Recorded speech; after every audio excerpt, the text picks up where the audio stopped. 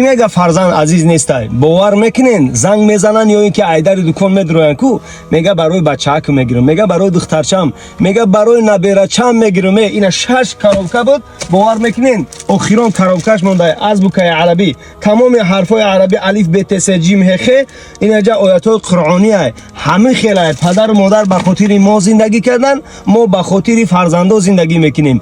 قاعده حیات همین است. ها میگه کو فرزند نهال عمر انسان باشد، نیروی دل و حلاوت جان باشد. اگر انسان نهال نداشته باشد کو ریشش قاق میشود. مادر چو درختی است که در باغ حیات بگذار که میوهش فراوان باشد. ما بار دیگه میگم زنده باد مادران پدران. پدران پشت و پناهی پسران، پسران دست و عصای پدران، پدران نام گذار